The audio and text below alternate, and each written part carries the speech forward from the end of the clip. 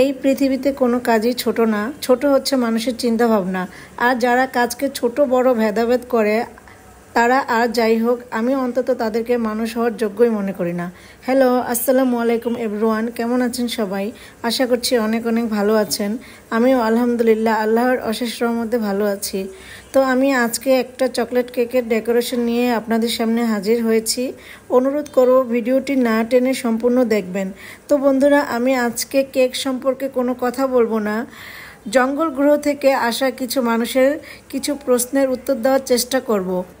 এই যে উচ্চশিক্ষিত ছেলে মেয়েগুলা অনলাইনে কাপড় বিক্রি করছে, প্রোডাক্ট বিক্রি করছে, কেউ রান্না করছে, কেউ কেক বানাচ্ছে, আমার মতো লাইভে এসে মেকআপ করছে, তার পেছনে কারণ কি?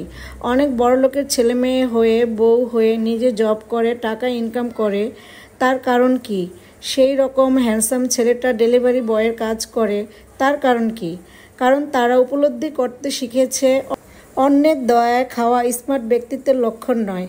কাজে লজ্জা নাই, অন্যের দয়াতে চলায় লজ্জা, অন্যের ইনকামে চলায় লজ্জা না। হ্যাঁ, মা বাবার ইনকাম থাকতেই পারে, যতদিন নিজে কিছু করতে না পারি সেই অবধি। মা বাবার থেকে নেওয়া ছোট কিছুই না, গলার জোরে ভ্যালু ক্রিয়েট করা সম্ভব না।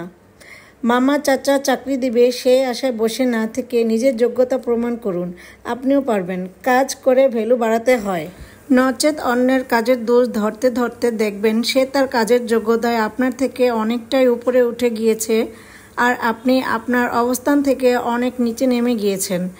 আমি কেক বানাই, কেক বিক্রি করি বলে যারা আমাকে ছোট করে কথা বলেন, আমি বলবো আপনারা একদিন কেক বানিয়ে দেখুন কতটা পরিশ্রম লাগে আর কতটা যোগ্যতা লাগে। আসলে যাদের কিছু করার মতো যোগ্যতা নাই তারাই বড় বড় কথা বলে আর নিজেকে বড় বলে মনে করে। একটা প্রবাদ আছে, সবাই জানেন, আপনারে বড় বলে বড় সে নয়, লোকে যারে বড় বলে বড় সে হয়। সো কাজ কাজই হয়, কাজ কোনো ছোট বা বড় হয় না, যে যে কাজ করে তার কাছে সেটাই অনেক বড়। সো আশা করি কাজকে ছোট করা মানুষগুলি নিশ্চয়ই বুঝতে পেরেছেন। আর যদি বুঝতে না পারেন তাহলে বলার কিছুই নাই, কারণ মূর্খ অবোধ যারা, তাদের বোঝানো অতটাও সহজ কাজ না। আর যদি সহজ হতো তাহলে সমাজটা আরও অনেক সুন্দর হতো।